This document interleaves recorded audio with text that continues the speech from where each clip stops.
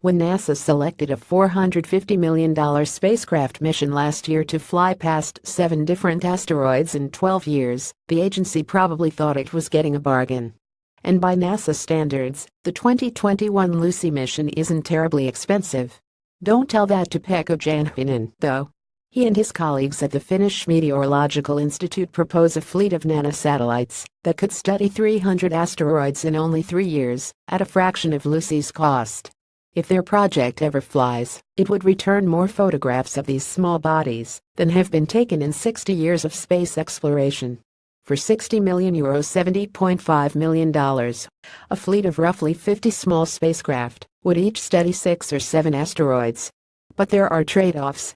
The asteroid touring nanosat fleet would zoom past each asteroid at a range of about 1,000 kilometers (620 miles), a considerable distance given that some asteroids are only a few dozen feet in diameter.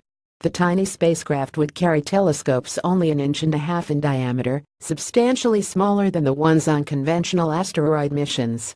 As a way to reduce overall cost, the mission designers accept that a certain number of the spacecraft would fail in flight, according to Janhinen, the project's principal investigator. Including backup hardware to lower the risk of that happening would add weight, which means that a smaller number of them can be flown with the given launcher, he said in an email. The optimum is, in my opinion at least, to keep the spacecraft lean and mean. To reach his targets, Janhinen would equip the spacecraft with an electric sail or sail. Rather than rocket fuel, this approach uses the solar wind, charged particles streaming from the sun, for propulsion. Each spacecraft creates thrust by rotating a tether, with one side of the tether attached to the spacecraft. The tether would rotate about every 50 minutes, creating a small thrust. Although the propulsion effect is not well tested in space, Janhinen calculates that an 11-pound spacecraft with a 12.4-mile-long tether would have an acceleration of 1 millimeter (0.04 inches per second) when the spacecraft is operating at the Earth's distance from the Sun. Janhinen's group has produced a 1-kilometer tether on the ground and plans to test a 100-meter version on the AALTO-1 CubeSat that launched in June.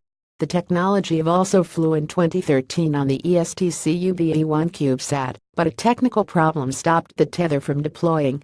My understanding is that there has been quite a lot of work doing computer simulations of the sail and investigation of the physics that allows it to work, said Jonathan Eastwood, principal investigator for an instrument on a NASA solar sail project called Sunjammer, which ended in 2014. The main benefit of sailing is that you don't need traditional propellant, he added in an email. That saves weight, and therefore money. It also means that missions could last almost indefinitely, as long as the mechanisms used to electrically charge the tether continue to work. It also offers the possibility of allowing new space missions, which would normally be too difficult with regular spacecraft, because they would need too much fuel. A drawback is that it relies on the solar wind pressure, and so you have to be in the solar wind for it to work. Sailing may have application to more than just propulsion. If the polarity of the tether is reversed from positive to negative, the sails could be used to deorbit space debris around Earth, Janhinen said. The European Space Agency provided earlistage funding for his investigation under its CleanSat project. Janhinen calculated he could bring down a 880-pound satellite from an orbit as high as 530 miles, or a 220-pound satellite from 745 miles.